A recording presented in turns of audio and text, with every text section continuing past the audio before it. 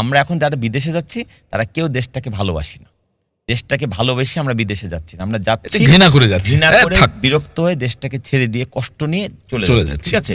এবং একবার উন্নত বিশ্বে গিয়ে আমরা যখন কোনো ভালো সুযোগ সুবিধার মধ্যে ঢুকে যাচ্ছি, যেন তেন প্রকারে হলেও সেই সুযোগ ধরে রেখে আমাদের বাকি জীবনটাকে কাটিয়ে দেওয়ার চেষ্টা করছি, ঠিক আছে।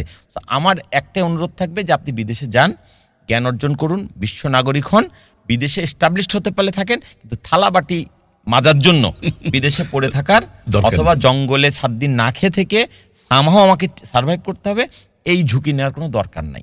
আমি জীবনে প্রথম যখন আমেরিকা বেড়াতে যাই তখন আমেরিকান ওই ইমিগ্রেশন আমাকে একটা প্রশ্ন করেছিল যে do have any plan to stay in USA. এটা কমন একটা কোশ্চেন, বিশেষ করে বাংলাদেশে পেলে, তুমি যে ভিসা পেয়েছো বুঝলাম, তুমি থেকে যেতে চাও কিনা, ঠিক আছে। আমি উত্তর দিয়েছিলাম যে নো, নেভার।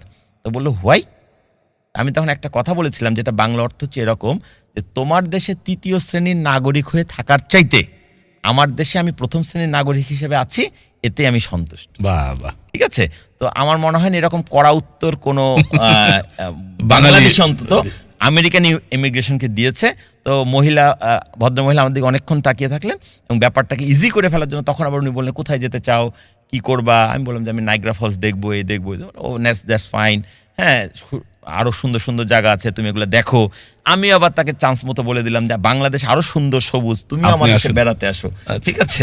সো বিষয়টা হচ্ছে যে আমি বিদেশে যাওয়ার সুযোগ পেয়েছি আমার এইটুকু বয়সেই, আলহামদুলিল্লাহ। আমি ইউরোপ, আমেরিকা থেকে শুরু করে অনেকগুলো দেশ ঘোরার সুযোগ পেয়েছি, কিন্তু আমার একবারের জন্য মনে হয়নি আমি কোনো দেশে থাকবো। দিন শেষে আমার বাংলার মাটি ভালো লাগে। এই দেশে দুর্নীতি থাকুক, রাজনীতি থাকুক, রাজনীতির সমস্যা থাকুক, অর্থনীতি নিয়ে ঝামেলা থাকুক, আমার কেন জানি মনে হয় দেশের মাটি আমার জন্য ভালো,